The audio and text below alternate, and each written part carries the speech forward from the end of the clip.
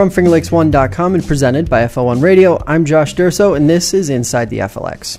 Our program today begins earlier this spring when Assemblyman Bob Oakes announced that he would not seek another term representing the 130th District. After that announcement, Lyons Town Supervisor Brian Mankslow quickly entered the race and began racking up endorsements, but that hasn't stopped our guest this hour from pursuing interest in the same seat for the chance to represent the 130th. Clyde Village Mayor Jerry Fremouw says he would like the opportunity to see what voters want out of their next elected representative, and he's here to tell us all about his campaign. Jerry, thanks a lot for taking the time and coming down here to walk us through what I have to imagine is a pretty overwhelming experience given how quickly all of this has developed. Yeah, very overwhelming, very overwhelming. So, personal background, why you got into politics, and why now is the right time for you personally to jump into this race? Well, back in the area of about 2003-ish, I was like one of all the other people who sat around the coffee shops complaining about politics, never really doing anything about it. And with a group of guys and gals, I decided that I was going to enter to see if I could become a village trustee. That year, 2004, I was actually elected village trustee as one of the youngest trustees ever elected in the village of Clyde. Mm-hmm. I served 4 years as a village trustee, and in 2008, I ran for the village mayor and actually won that election. So I guess the first question would be, why is your experience, or why do you think your experience uniquely fits you in terms of what you can bring as a potential assemblyman? Because my local representation in our county and in the other counties, I know a lot of people and I talk to a lot of people. I've also got some background with NICOMS, which is New York State Conference of Mayors, right, which we visit Albany multiple times throughout the year, and we also talk to the legislators and the assemblymen, and we work closely with them to get things done. And I believe that that's a good fit for somebody who is running for this position, somebody that's already got the knowledge and has been down there quite a few times. And I have to imagine that given the climate of things now, specifically economic development, being in a village, it's challenging but rewarding at the same time. And I have to think it's unique because villages are now, as Lyons is a great representation, disappearing, right? Yeah. Yes, they are. Yeah, and it's good that we're still here. Not that we haven't looked at everything that's that comes across. I mean, we've done our own studies and looked into different ways that we could save money, different ways that we could share services. We apply for multiple grants, which we just received a Main Street grant to help our downtown businesses, remodel and refurbish their buildings. So, all that sort of plays in and factors into, as it is hard to stay a village, we're doing the best that we can to stay a village. So what are the fundamentals of your campaign, just in terms of what are the issues that you are focusing on when you're going door to door talking to folks? Our main streets and our downtowns, definitely. I mean, our main streets and all our downtowns and all throughout Wayne County and part of Oswego County and part of Kewee County, we've lost them. Right. We need to find a way to bring some downtown businesses back and get that flair again. Whether you're a town or whether you're a village, it's nice to have some local businesses that can stay in business with whatever you can provide them to stay in business. Another thing is, as people who live in those communities, we also need to support those businesses when they are in business, because without local support, it's tough for anybody to stay in business. So when you look at some of the issues that are impacting these rural districts, you start looking at things like economic development, but then you get into some of the tougher issues, the heroin crisis, the opioid epidemic. Is that something that you think Albany could do better with pushing against and fighting back on? Absolutely. That's one of the factors. I mean, one of the factors is they need to set up some local committees, some committees in our area to figure out what they need to do to combat, heroin epidemic and things of that nature. Right now, I mean, they're coming up with ideas, but are they really talking to the paramedics in our area? Are they talking to the local police departments in our area? I don't think that type of stuff is happening, and I think that's what needs to happen. I mean, you can come up with any solution you want to, but if it's not a good fit for your area, something that works in New York City or downstate may not work here for upstate. So what is the skeptic's question would be, what is the draw to having a village mayor going to Albany and attempting to unlock some of the gridlock that is just pulled everything to almost a dead stop in Albany. If you look historically, why are you that change agent, or why can you be that change agent? A new face. One of my old employees who has since retired always told me that when you get into politics, you try not to lose your smile. And I believe that I've kept my smile, and I know that I can work well with others, which is one of the biggest requirements. You can't always rule with an iron fist. You have to go down and you have to talk to people. You have to learn the way, and you have to be able to agree and come to some sort of agreement to make things happen. And if either side can't agree on anything, you're never going to get anything accomplished. And I feel that I could be the best at that right now. Now, talk to us a little bit about the dynamic in terms of what you feel is happening within the party, within Wayne County and the district as a whole, that's creating this sort of vacuum where voters might not be allowed to be given their opportunity to voice their opinion on who should be the next representative. Well, I think they'll be given their opportunity. I honestly do. I right now I'm in the process of gathering the signatures that I need to gather to force a primary. In that primary, the Republican Party anyways will get a chance to voice their opinion, and we'll see what happens after the primary. I think they'll be allowed to voice their opinion. Everybody needs to get to the polls. If you don't go to the polls and you don't vote on September 13th, I believe it is, which is primary day, then you've really got no reason to complain. But at this point, I think everybody will get the opportunity. I don't think there's going to be anything that's holding them back. I'm sort of the underdog financially and endorsement-wise, but we're going to pull through, and we're going to see what happens in the primary. We'll make some more decisions after the primary. So how much of this process is just continuing through, and just muddling forward despite what some folks from the outside might be saying or thinking? It's all grinding through and to keep pushing forward and try not to listen to what the other people say, because if I've listened to what everybody else was saying or what some people are saying right now, I probably wouldn't be at this point. I probably would have just given up and not tried to get the signatures. But, I've got a good group of people behind me. I've got a lot of people that have supported me and a lot of people helping me right now, a lot of volunteers to get signatures. And, that's what I'm going on. Now, do you think part of the reason why it's so difficult to get people to turn out and actually vote, especially in a primary, which is not one of those sort of earmarked calendar dates, is that partly due, do you think, the status quo of Albany or what people expect out of Albany? I do. I think it'll help getting some new faces, because to be totally honest with you, I'm a very positive person. I think no matter who they choose, I think Brian's a good candidate, and I think myself is a good candidate. I think this district, the 130th district, should be proud of the fact that they have two good representatives that they could see in Albany, come November or come December when you're actually in. That's what I really lean on. I think to unlock some of the gridlock, it's going to take a while to do that, and you're going to have to make some friends, and you're going to have to get some people on your side, which is one thing that I credit myself with, even in our village. My village board right now I'm registered Republican. There's 2 Republicans on the village board, or 2 trustees that are Republicans and 2 Democrats that are trustees. We get along very well together, because as we sit at that table, we realize we're not Democrats and Republicans. We are board members. We're there to get things accomplished and work the best we can together to get things accomplished for the community. And that's something you need to take to Albany these days. I don't think there's enough of it. I don't think there's enough people working together to get anything accomplished. And it's interesting you say that, because you hear from a lot of folks, and a lot of the conversation around these primaries and even some of the congressional races, and it boils all the way down. A lot of folks are just thinking, well, I vote party line and that's it. Right. How much of this effort is actually reaching out to Democrats and to the independents and the reform folks to really make sure that you have a solid base while you're going through this process? I actually, in my last election as for mayor, was cross-endorsed by the Clyde Galen Democratic Party. I believe that a lot of it is reaching out to all the parties to get everybody involved, which is one thing that will probably hurt me in the primary, because it's just a Republican primary. I have a lot of support across the board. I think it's important to talk to everybody and use them as constituents, not as Republican or Democrat. Everybody matters. You need to take everybody's opinion and try to push everything forward. Do you really do? This is one of the interesting things that we always talk about in the newsroom. And is there really that much of a difference between a rural Democrat and a rural Republican, just in terms of the issues? Because it is so black and white.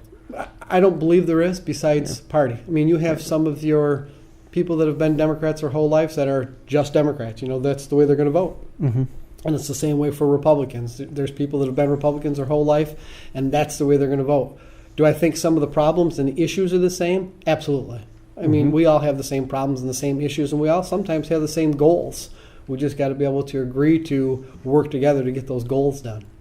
Now, when you look at Wayne County as a whole, in the last 5-10 years, a lot of folks are going to say, well, what have these, whether it's you or Supervisor Mankala, they're going to look at Wayne County and say, well, what were some of the successes that these individuals are bringing to the table and that will translate? So what are some of the successes that you sort of rest your hat on and say, this is something I'm really proud of, and I think this is something that can translate to my role in Albany? I think one of the big things that I'm proud of is the fact that, like I said at the beginning, I was the youngest trustee ever elected in the Village of Clyde. And when I ran for mayor 4 years later, from what the records say, I was the youngest mayor ever elected. I think that brings a lot to the table, getting involved when you're younger, learning the experience when you're younger.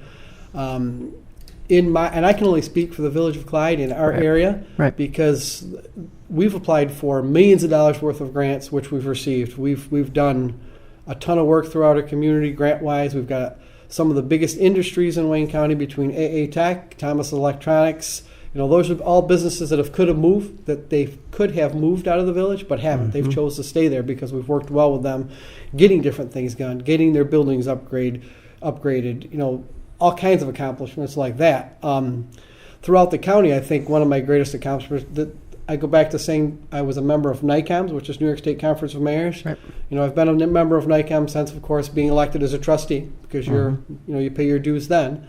What a big accomplishment was getting elected to or getting nominated and put on their executive committee. There's a 16-member executive committee for NICOMS who represents the whole group as a group as a whole. Yep. And I was one of the ones that they chose to be on the committee, which I sit on that committee today. So to that end, you mentioned a couple interesting points there that I think deserve a little more attention. Getting young people involved in politics.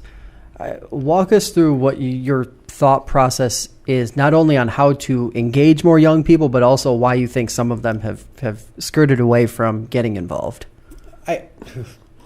Politics is tough. It really is tough, and I think a lot of them are scared to get into politics because, especially with the last elections, you've seen friendships were lost over politics, and the younger people just don't want to lose some of their friends because they have an opinion, unfortunately.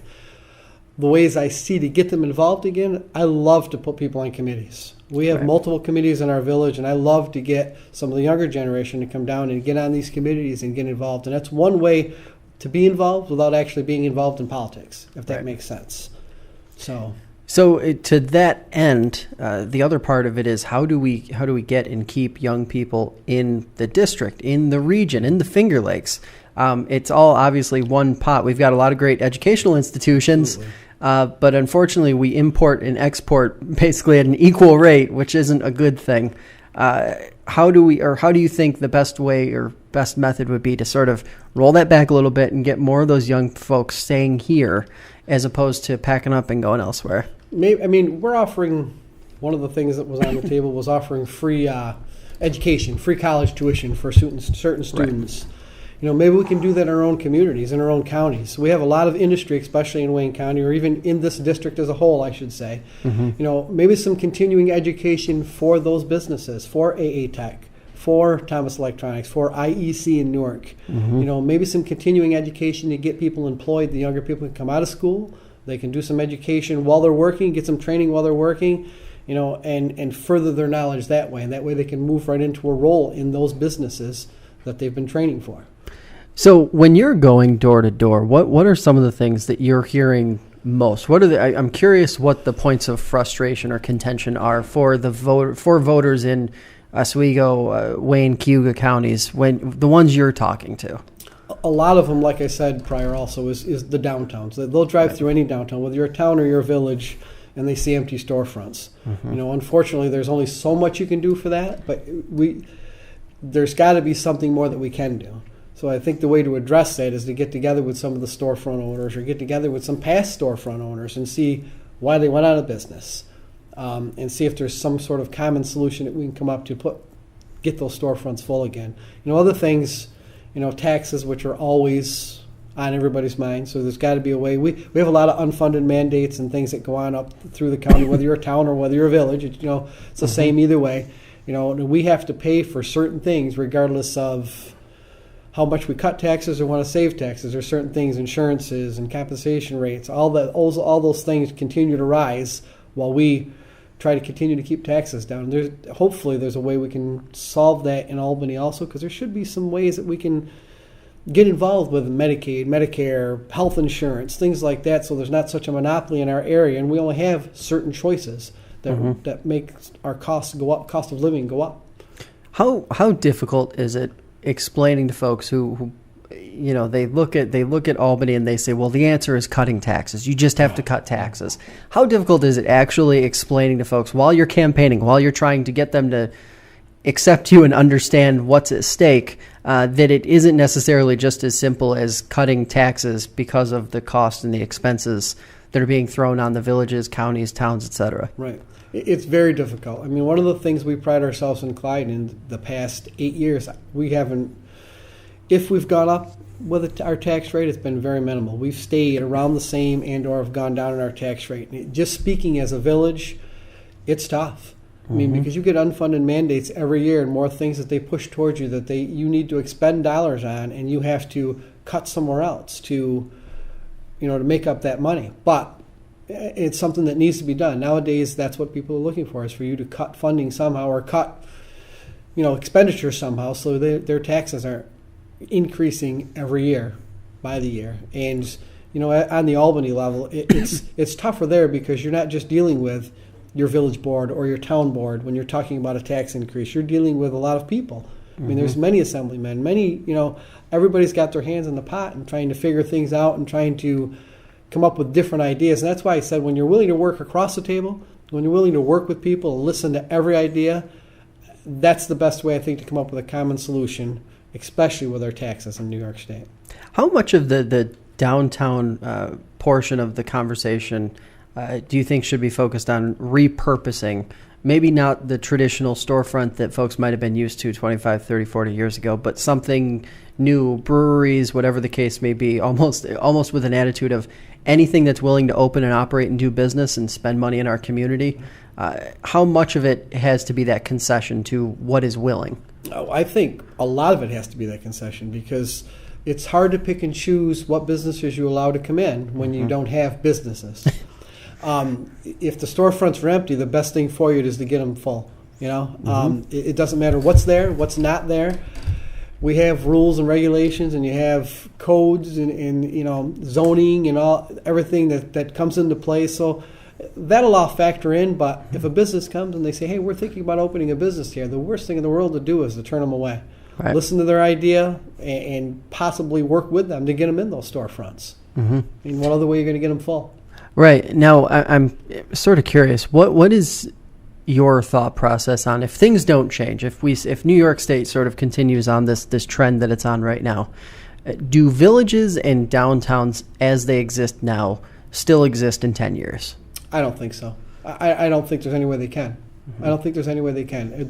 Something definitely needs to change. I mean, like I said, even with our community, the Village of Clyde, we've done our own studies to see where we would be if we weren't a village and what we can do to share services. I mean, there's a bunch of different ways you can do things to save money that don't include losing your identity. Right. Lyons and places like that are a little bit different. I mean, because Lyons is still called the town of Lyons. Right. When you're talking about the Village of Clyde, you're talking about moving to the town of Galen then. Right. It's not the Village of Clyde anymore, although people would still call it Clyde. There's that little identity factor that a lot of people look into, and I fear for that day because it's going to be tough on everybody. We got the Clyde-Savannah School District. What do you call it? Do you keep it Clyde-Savannah School District, or does it become the Galen-Savannah School District? There's a lot of things that play into different things, and identity is a big thing for a lot of people right now. So you mentioned something that I'm glad you brought it up. Shared services. Yes. Obviously, nothing new for any rural, small municipal district of any kind. It's been happening for years. Now, the governor comes in and essentially mandates it as part of a budget package. We're in year 2. We're entering year 2 now of this process. Necessary, unnecessary, or just something to sort of make it appear as though work or something good is being done? I think it's something to just make it look like work is being done, because we've been sharing services, towns, villages, school districts, since day one. I got on the village board in 2004, and one of the first things that we sort of accomplished back then in 2004 as a trustee is we got into a shared service grant with the school. Yep. We do different things with the town. We share services with the town, back and forth with the village and the school. It's been happening for years. I think it's very unfair to also mandate that now we have to come up with new ways to share services, because it's tough. We're running out of ways to share services. I was going to say, doesn't there reach a point where you just there's nothing left? Sorry. There is nothing. Yeah, and it does reach a point to that. Not that we're not looking every day. Right. Not that we're not considering different options every day, because we continue to consider options, because it's only going to benefit our residents, village and or town residents, to share services and to do the best things with their tax dollars as possible. But, with the new rules and regulations they just came out with, obviously it's got to be new shared services. So if we don't come up with new procedures, that's when it counts against you. And I think it's unfair that we have to come up with new procedures, because we've been sharing services forever, and the things that we have been doing and we have agreements with the school for or with the town for should count. They should count. They shouldn't count for nothing. Now, one of the areas that we frequently hear when it comes to sharing services are county-wide.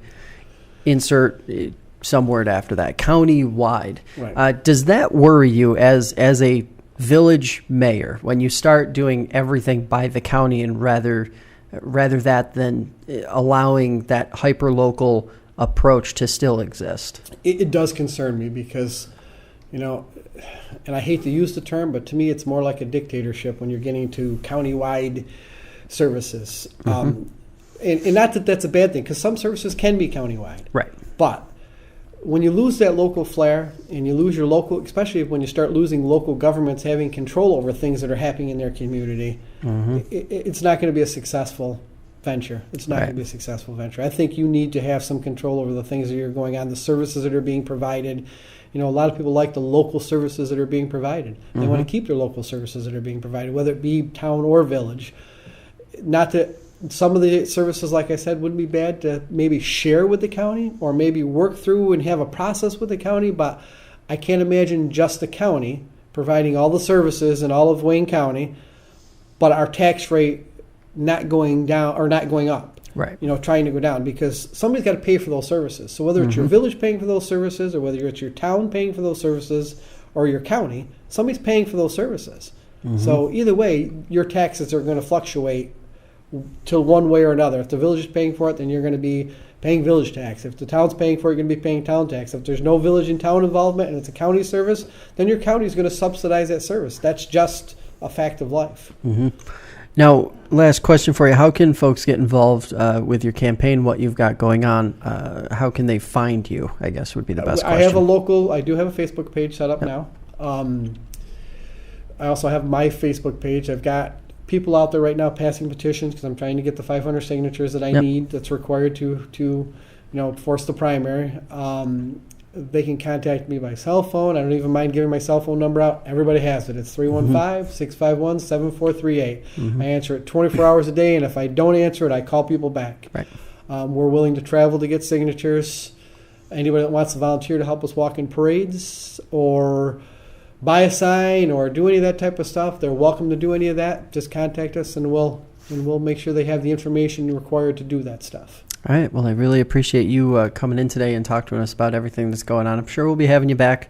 Villages are always a really interesting topic to talk about, regardless of how the assembly race plays out. So thanks for the time. All right. Thank you very much. I appreciate it. Well, that's going to do it for us today. I'd like to thank our guest, Mayor Fremouw, our listeners, and, of course, FingerLakes1.com for making this program possible. You can catch Inside the FLX on Saturdays during the 10 o'clock hour on WDWN 89.1 FM in Auburn or 97.7 FM in Fulton. The program also airs Sundays and Tuesdays at 7 p.m. on Spectrum, channel 1304, and is available on iTunes, Stitcher, and the FingerLakes1.com app. Until next time, stay informed, Finger Lakes. We'll see you.